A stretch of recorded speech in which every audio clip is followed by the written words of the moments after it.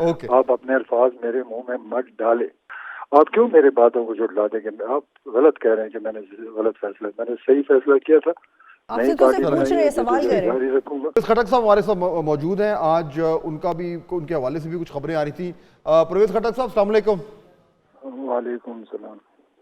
खटक साहब, पहले तो ये क्लियर कर दें क्योंकि आज कुछ खबरें चली भी हैं और फिर कुछ उसका कुछ तरदीद भी आई कि आपने इस्तीफा दे दिया है सदारत से अपनी जमात के और सियासत छोड़ने का फैसला किया है। तो what is the factual position? वो गलत खबर दी, किसी ने गलत चला दी। ना इस्तीफा दिया, ना सियासत छोड़ी है। मैं अपना स्ट्रगल जारी रखूंगा। सियासी आदमी हूँ, कैसे मैदान से भागूंगा। अच्छा, चलें, ये तो क्लियर हो गया बिल्कुल। अब परवेज खटक साहब, अब जो ये इलेक्शन का रिजल्ट आया है, जाहिर बात है जो आपने फैसला किया, जिस तरीके से आप अपनी सियासी सफ़र के लिए आपने एक नया रास्ता इख्तियार किया, वो वोटर्स ने रिजेक्ट कर दिया। तो आपने क्या सबक अखज़ किया है इससे? कोई, ये तो होता है कभी एक पार्टी का हवा जिसकी चलती है वो आ जाती है। ये तो इलेक्शन है, कोई जीतता है, कोई हारता है। आगे पर देखेंगे, हमने अपनी जद्दोजहद जारी रखनी। कोई नई बात तो नहीं है ना कि रिजेक्ट तो पाकिस्तान से तो नहीं रिजेक्ट हुआ। एक इलेक्शन आया, लोगों ने फैसला कर दिया, आगे फिर देखेंगे, अपने जद्दोजहद जारी रखेंगे। लेकिन जद्दोजहद मीनिंगफुल भी तो होनी चाहिए। परवेज खटक साहब, आपके फॉर्मर कॉलीग जहांगीर तरीन साहब ने ट्वीट किया, उन्होंने ना सिर्फ पार्टी छोड़ी बल्कि सियासत छोड़ने का भी ऐलान किया। आपकी नई पार्टी और उनकी पार्टी तकरीबन साथ साथ ही बने थे, जिन सर्कमस्टांसेस और जिन फेवरेबल सिचुएशंस में बने थे वो तकरीबन एक जैसी थी, तो उन्होंने तो छोड़ दी। लेकिन आप अपना मुस्तकबिल कैसे देख रहे हैं? देखो, उनके साथ मेरा कोई कंसर्न नहीं, उनकी अपनी पार्टी है, मेरा अपना फैसला। क्योंकि हमारी नई पार्टी थी, हमने मुनज़्ज़म नहीं किया था। मैंने मेहनत करनी है, पार्टी को मुनज़्ज़म करना है, तंजीमें बनानी है। लेकिन इसमें ज्यादातर तो इलेक्टेबल्स 2018 वाले थे, फिर आपको मुनज़्ज़म करने में मुश्किल क्यों पेश आई परवेज खटक साहब? 4 महीने में आप मुझे मुनज़्ज़म करके देख लें।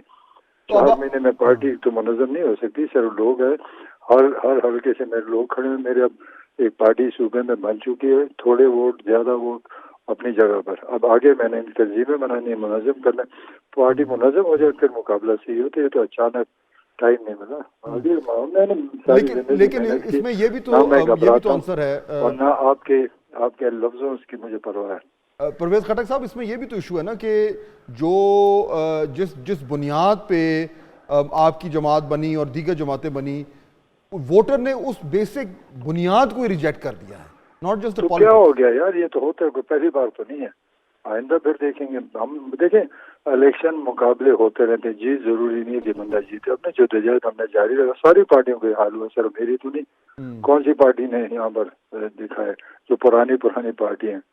तो ये कोई मसला नहीं है। ये तो होता है, हार जीत होती रहती है। कौन सा मतलब ये डिलीवर करेंगे या नहीं करेंगे फिर देखा जाएगा। आपको लगता है कि आपसे गलत फैसला हो गया? मैं बिल्कुल सही फैसला किया था और मैं सियासी आदमी हूँ, मैं मुकाबला करने वाला हूँ, मुझे कोई परवाह नहीं। आप क्यों मेरे बातों को झुठला देंगे? आप गलत कह रहे हैं कि मैंने गलत फैसला, मैंने सही फैसला किया था। आपसे तो सिर्फ पूछ रहे हैं, सवाल कर रहे हैं। जारी रखूंगा। ओके। आप अपने अल्फाज मेरे मुंह में मत डाले। परवेज खटक साहब, जब आप इलेक्शन हारने के बाद अपने हल्के में गए तो फिर आपको एक एक्सपीरियंस हुआ उसके बारे में? नहीं, फिर क्यों नहीं, हमने अपना बेइज्जती करना चाहते हैं।